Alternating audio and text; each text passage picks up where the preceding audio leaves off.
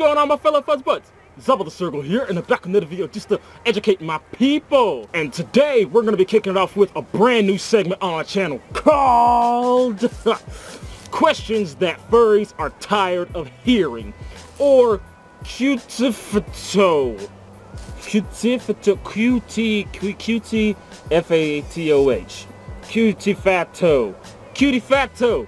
Cutifatoh? Like toes that are fat? I don't know. Cutifatoh.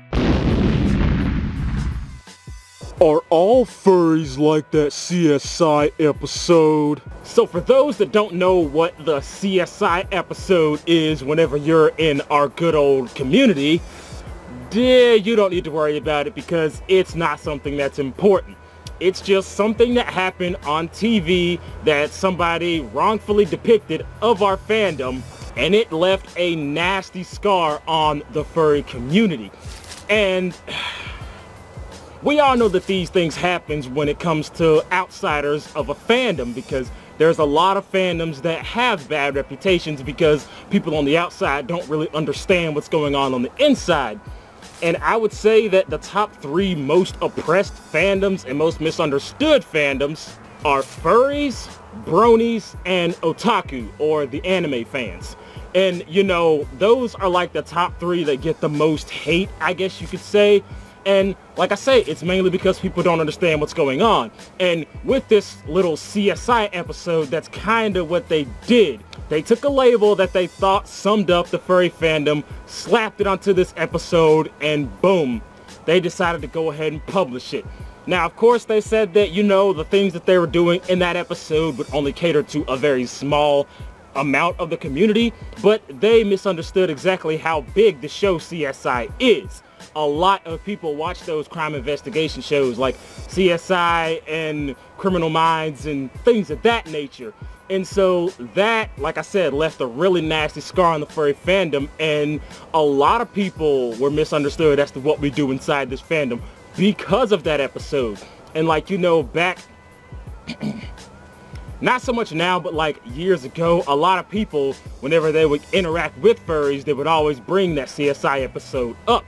And they would say, you know, like, no, absolutely not. That is not how our fandom is. Our fursuits look better than that. We don't act like those furries do in that episode.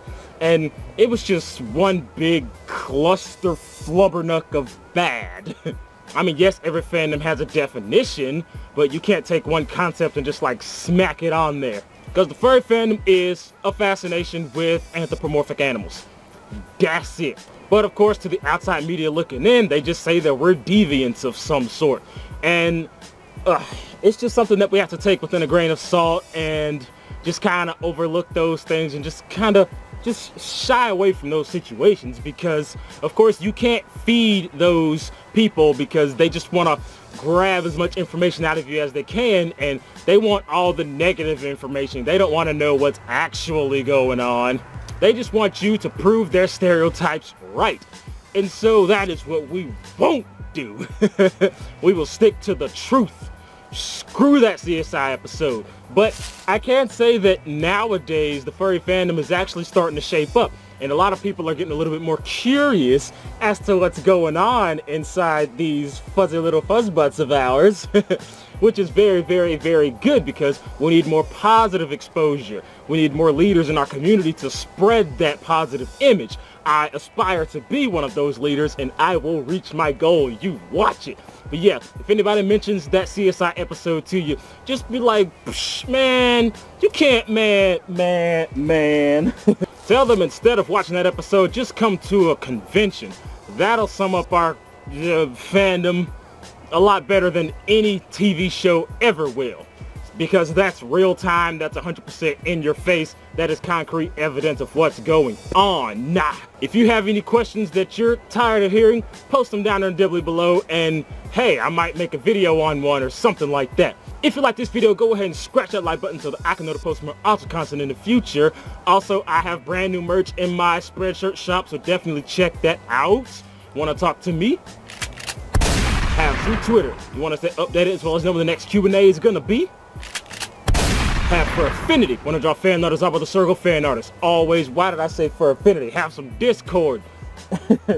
One of y'all fan art is ZabuTheSergal fan art is always welcome. Keep it PG-13. Nah, that's gonna be really hard to break because I've been saying have fur affinity for like years now. But as always, my name is ZabuTheSergal and I'm out of here. La la la la.